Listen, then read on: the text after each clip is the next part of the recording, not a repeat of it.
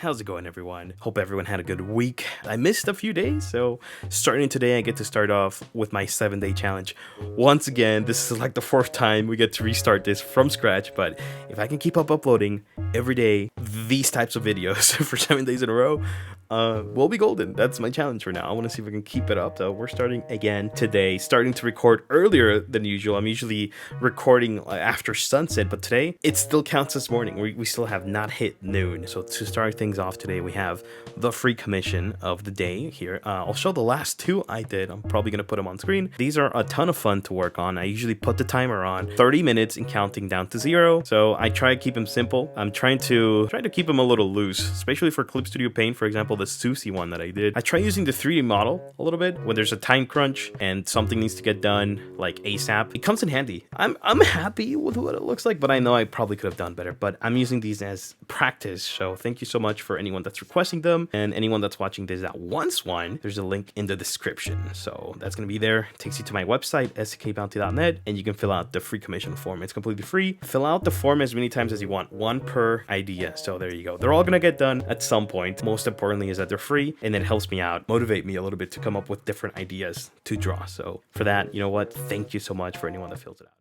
Putting that aside, we get to talk about some depressing things happening in the industry today, and that is that Warner Brothers Discovery apparently just shut down Rooster Teeth. And that's, in my opinion, a huge blow to the video game sphere as a whole. Because, for example, we just need to take a look at Red versus Blue. That is literally what spawned off the entire, like, this huge generation of content online being built around video games. I feel like they're the ones that popularized it. Like, Halo 3 hadn't even come out. They were filming most of these things in Halo 1 or Halo 2, so wow, a long time ago. Unfortunately, not a good look for this Warner Brothers, in my opinion. I really hope some of these studios can retain independence. For example, Funhouse, they have a very strong crew, they have a lot of good talent. It would really suck to see them being dispersed, so I'm crossing my fingers for them. But if the worst thing comes to happen, that they all get laid off and there's no way to retain independence, then I wish them all the best. I know that some of them can probably bounce back, probably make some sort of online, independent comeback, sort of like how Bruce Green and Lawrence did when they left Funhouse a few years ago. But for the people that are behind a camera editing, Thierry, what do you think about Jake Sully? Oh, Jake Sully. we've never seen their faces, especially in these channels. I really worry for them because they can't just come back. No one really knows who they are. So I worry more for them. So moving aside from that, wish them all the best, obviously, is the Xbox partner preview showcase just happened online like an hour ago since I'm recording this, and there's a lot of games announced. Most of them, if not all, I think are coming to Game Pass, which makes me feel like Microsoft is actually starting to double down on the service. But it might just be me. It kind of feels like last year, towards the latter half of the year, it kind of felt like Microsoft was really hoping that Bethesda's Starfield was going to carry the last few months of the year. I don't think that was the case, even though it was an epic launch when it happened. A lot of people were playing it, a lot of people were buying it, a lot of people most likely subscribed to the service. A month or so after it released, the tide started to shift a little. It kind of feels like people weren't enjoying it as much as people were hoping for. But now we've been getting banger after banger for Game Pass this year. We got Persona 3, and now we have a bunch of other games that I can't see in front of me, but there's a lot of good stuff. Like, for example, going back to Persona 3 Reload, we're getting their expansion passes on Game Pass. That doesn't really happen that often. That also takes me to my next topic here. It kind of feels like it makes sense for Microsoft to double down on Game Pass this year. They need to have a very strong third-party presence and first-party, especially considering that PlayStation doesn't have a first-party presence that much this year. They have nothing. Helldivers 2 probably counts as that. There's a rumor that they're going to buy the studio that developed that game, so might as well be a PlayStation first-party exclusive, and people can't really see that there wasn't one if they actually managed to buy them. So unfortunately, if we look at the Microsoft side of things, they have some good games added on Game Pass. They have Persona 3 Reload, which was huge, but then on the other hand, we have PlayStation publishing Helldivers 2, huge hit. I would say it's almost on the scale of Fall Guys when it released back a few years ago. So that's a huge hit for PlayStation. And if they're actually trying to buy the studio, then in my opinion, it makes sense because they've been trying to look for that one golden goose, that one live service game that brings them in a lot of money. If they actually take over, I wouldn't be surprised if in a year from now, when they start,